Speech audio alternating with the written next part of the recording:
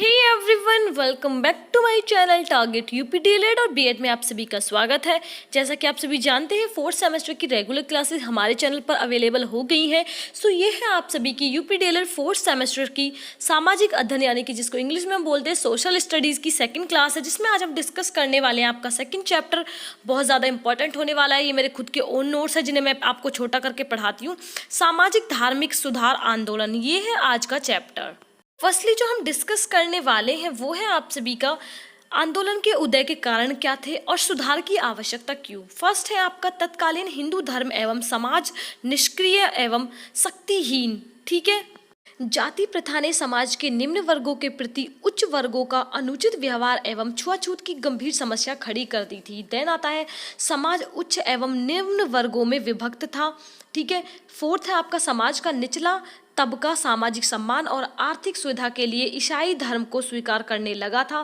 Fifth है और last है हिंदू धर्म एवं समाज की रक्षा के लिए सुधार की आवश्यकता थी। ये तो हुआ सुधार की बात कि हमें आवश्यकता क्यों थी या हमें सुधार की आवश्यकता क्यों पड़ी।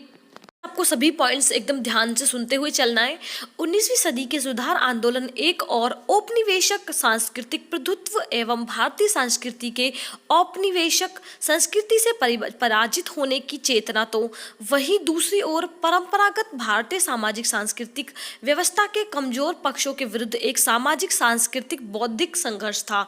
नेक्स्ट पॉइंट है संस्कृति यानी कि संस्कृति का प्रभाव और विदेशी शक्ति द्वारा पराजित होने की चेतना के चलते लोगों ने नई जागृति पैदा हुई। नेक्स्ट है भारतीय सामाजिक ढांचे और सांस्कृतिक दुर्बलता की वजह से भारत को उपनिवेश में बदल दिया गया। ठीक है, बुद्धिजीवी भारतीय द्वारा अपने समाज की शक्ति तथा कमजोरों को जाना और उसकी कमजोरियों को दूर करने का प्रयास खोजने लगे। अगर मैं थोड़ा सा आपको डिटेल में बता दूं तो आप लोग सुन लेंगे। 19वीं शताब्दी में हुए आंदोलन ने भारतीयों को सामाजिक और धार्मिक चेतना से आंदोलित किया। जिस प्रकार फ्रांस की क्रांति में वहां के दार्शनिकों और चिंतकों का महत्वपूर्ण योगदान रहा, उसी भांति उसी तरह भारत की आज़ादी में यहाँ के चिंतकों, दार्शनिकों और समाज सुधारों का योगदान रहा। 19वीं शताब्दी को भारतीय इतिहास में सांस्कृतिक और बौद्धिक जागरण का काल कह सकते हैं। ठीक है, राष्ट्रीय जागरण की प्रमुख धाराएं सांस्कृतिक, धार्मिक, सामाजिक और राजनीतिक हैं। पाश्चात्य शिक्षा और विचार के प्रभाव, उनके सुधारकों के प्रादुर्भाव, भारतीय साहित्यिक और पत्र पत्रिकाओं के योगदान ने अनेक सामाजिक और धार्मिक आंदोलन को जन्म दिया। ठीक है, नेक्स्ट जो पॉइंट हम जो डिस्कस करने वाले हैं वो है आपका ब्रह्म समाज। ब्रह्म समाज के बारे में थोड़ा सा जानेंगे।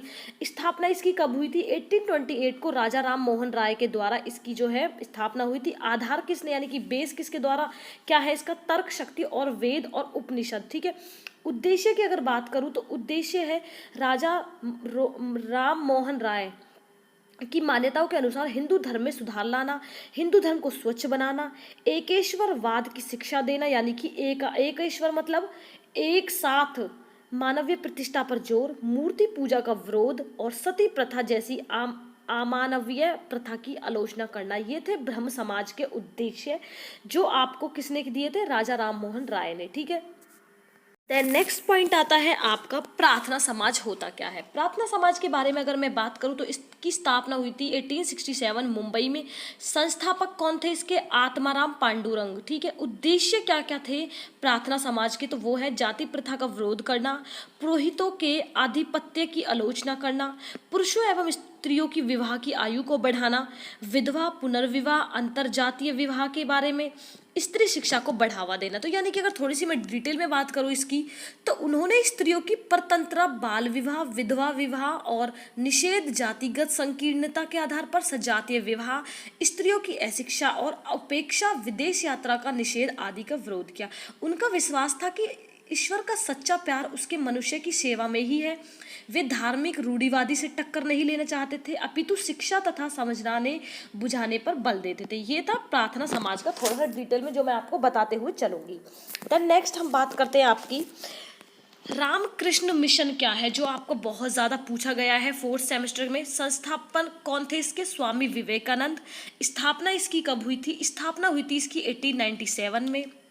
ठीक है, रामकृष्ण मठ की स्थापना 1897 में कोलकाता के पास बारानगर में हुई। तत्पश्चात बेलूर कोलकाता के मिशन की स्थापना हुई। उद्देश्य क्या थे रामकृष्ण मिशन के, तो वो भी जान लेते हैं। इसके जो उद्देश्य थे वो है सभी धर्मों की बुनियादी एकता पर जोर तथा विभिन्न धार्मिक बातों में संकुचित दृष्टिकोण की निंदा करना, मानवतावादी राहत कार्य तथा समाज कार्य किया जाए, देश के विभिन्न भागों में स्कूल, अस्पताल, दवाखाना, अनाथालय आदि खोलकर सामाजिक सेवा की जाए।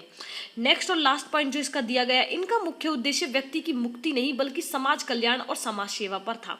यहाँ आपको समझाने जैसा कुछ भी नहीं है, इंपॉर्टेंट चीजें आप सभी को दे रही हूँ, आप लोग ध्यान से समझते रहिए। मैं थोड़ा सा डिटेल में बात करूँ तो डिटेल में बात ये है कि रामकृष्ण और जो ये रामकृष्ण मिशन था, ये बंगाल के एक महान संत पुरुष थे जिन्होंने संन्यास, चिंतन और भक्ति के परंपरागत तरीकों से धार्मिक मुक्ति प्राप्त करने का प्रयास किया। उनके परम शिष्य स्वामी विवेकानंद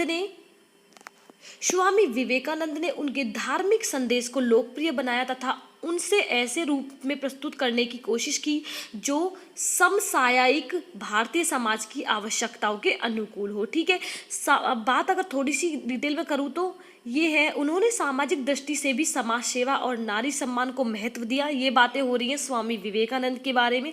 स्वामी विवेकानंद राष्ट्रीयता के पोषक थे। उन्होंने वासियों में आत्मविश्वास की भावना पैदा की, दुर्बलता को पाप बताया और शक्ति की पूजा का आह्वान किया। ठीक है, ये सारी डिटेल्स थी। विवेकानंद का बहुत बड़ा योगदान है हमारे जो ये रामकृष्ण मिशन है इसमें। ठीक है, यहाँ तक आप सभी को कोई इशू बिल्कुल नहीं है ना। देन नेक्स्ट पॉइंट बात करते हैं। स्वामी विवेकानंद ने मूर्ति पूजा, बहुदेववाद आदि का समर्थन किया। उनके अनुसार ईश्वर साकार एवं निराकार दोनों है एवं उसकी अनुभूति विभिन्न प्रतीकों के द्वारा की जा सकती है। बिल्कुल सही बात है जो विवेकानंद ने रामकृष्ण मिशन में की थी।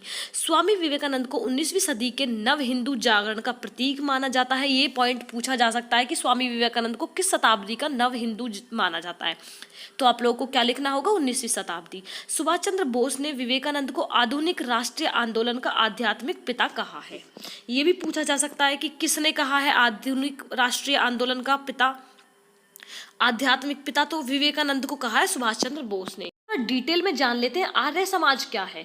स्थापना हुई थी 1875 बम्बई में।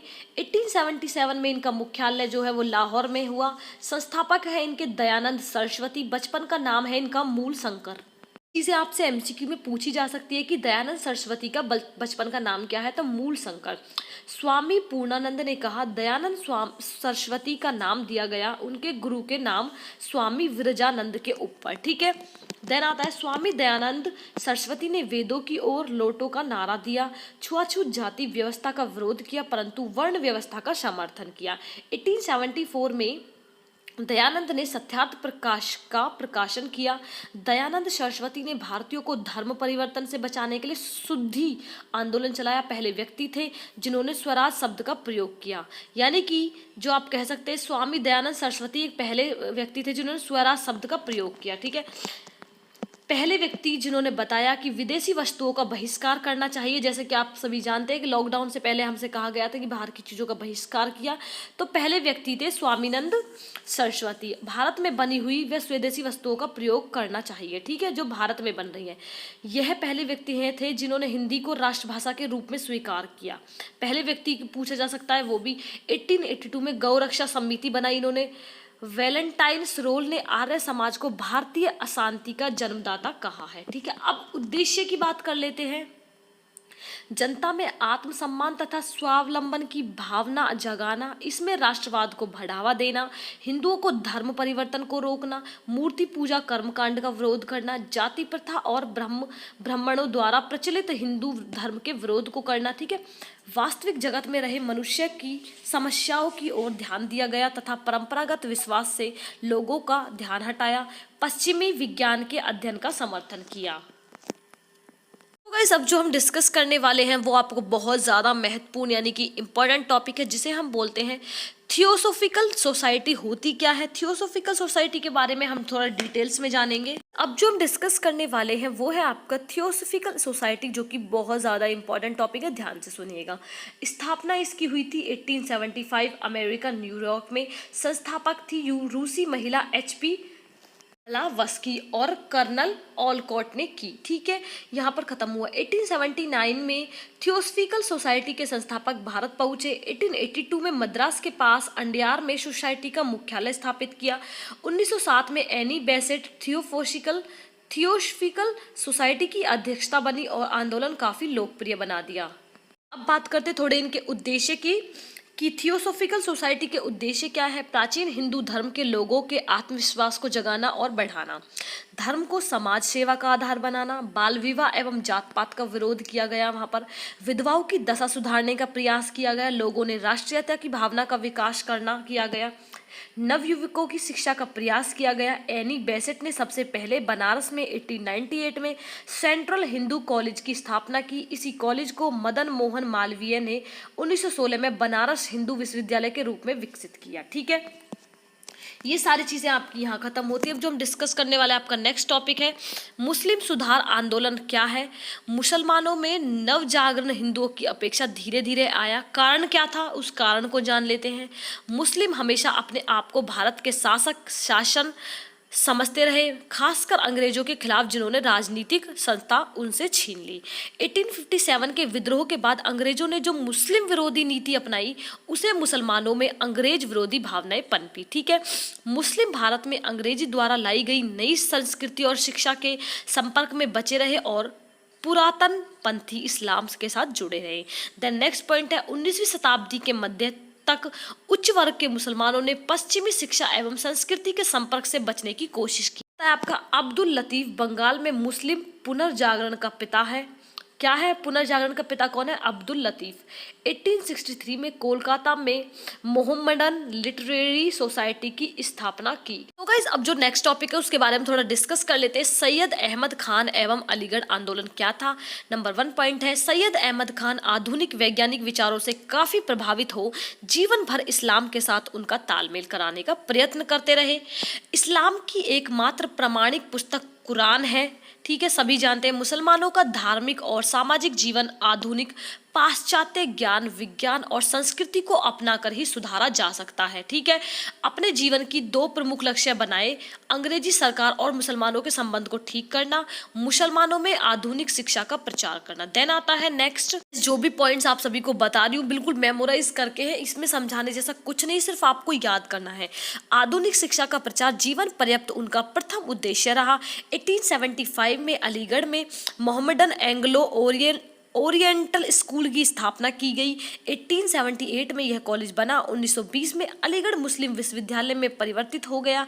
इसकी स्थापना पश्चिमी विज्ञान और संस्कृति का प्रचार करने के लिए की गई। ठीक है, नेक्स्ट पॉइंट जो है आपका, सर सैयद अहमद खान शुरू में धार्मिक सहिष्णुता के पक्के समर्थक थे। किसके थे? धार्मिक। ठीक है, उनका विश्वास था कि सभी धर्मों में एक बुनियादी एकता मौजूद है।